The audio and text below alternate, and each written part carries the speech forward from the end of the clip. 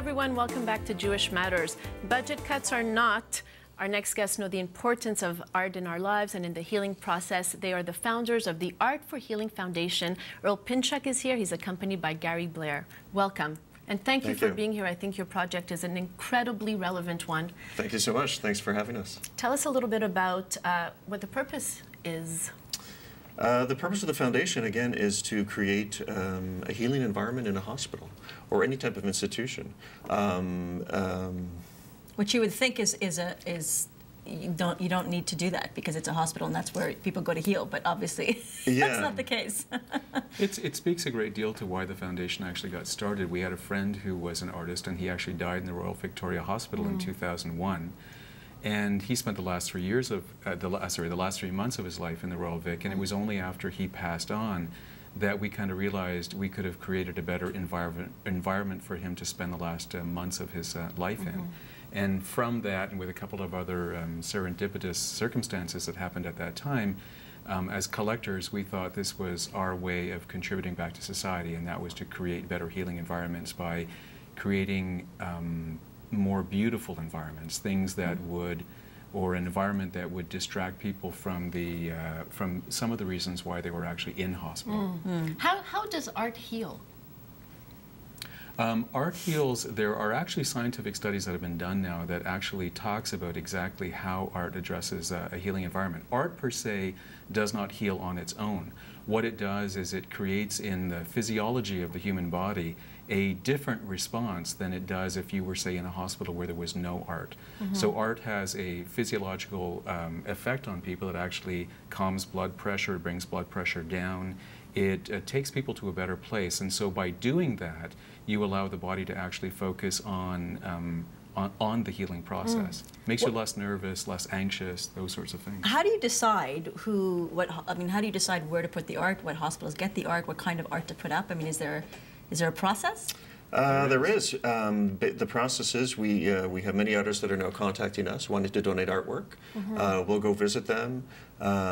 They could have anywhere from 10 to even 200-300 pieces to offer us. So we cannot take the pieces with us. We then photograph all the works of art, and then we go to our latest project and we look at the people involved in the project and decide what's going to work best with all the artwork that we have from that artist and from other artists as well. And now you have hundreds of pieces all over Montreal in hospitals and centers, about 600 probably about 1,500 at this point, yeah. Probably about half original and half reproductions. And so was your first project because of your friend, the Royal Vic? Is that sort of how it began? He was part of the inspiration behind getting the foundation up and off of the ground. However, the first hospital that we started to work in was the Montreal Children's Hospital. And when we contacted the foundation of the Children's Hospital, the first person we spoke to was an art history major. So there was an instant, intuitive recognition by her as to what it was that we wanted to do, and they couldn't get us into the children's fast enough. We're now working in 28 different hospitals and centers, and so by word of mouth, the existence of the foundation and what we're doing has grown.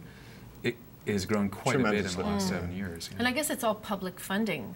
Private funding, I'm sorry, contrary. Some of it is private funding, some of it is funded by institutions, some of it is done by private foundations.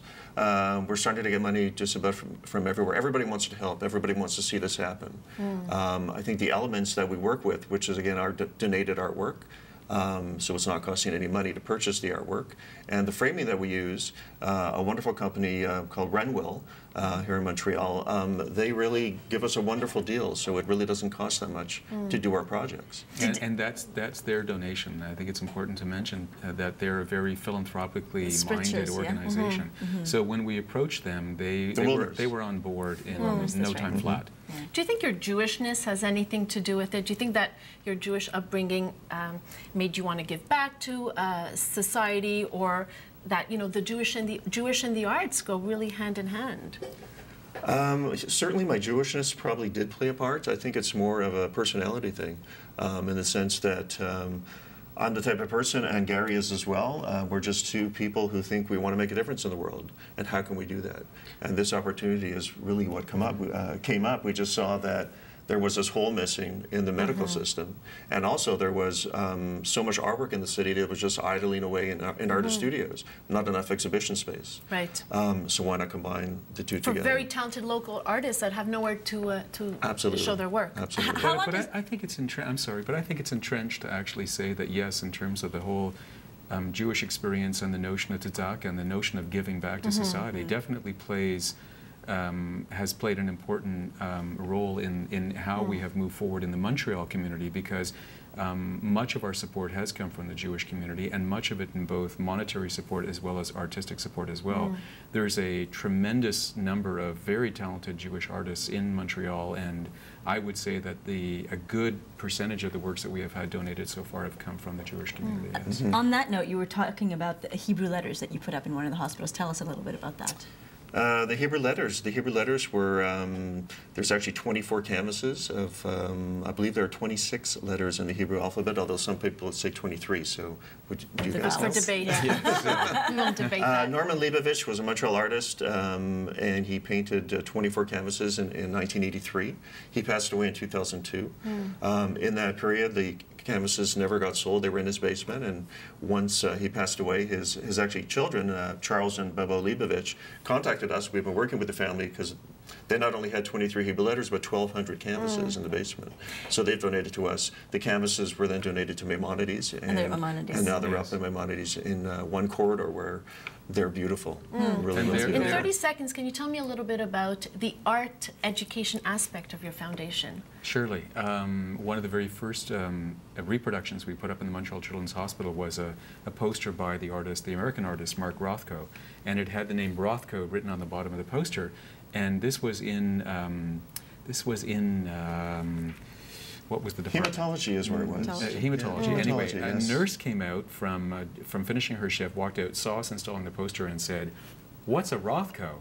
And I went into my sort of 30-second diatribe of who Mark Rothko was and so forth. And she said, "I'm going home tonight and I'm going to Google him." And right then and there, we realized that there was a thirst in the general public for art education. Absolutely. Right, bringing art to the public. Yes. Well, thank you very much. I think the foundation is a beautiful one. Thank you very much. If you want inspiring, that's the word. If you want to donate money, you can check out the website. Or if you're an artist and you want to donate a work of art, you can check out the website. We'll be right back. Thank you. Thank you.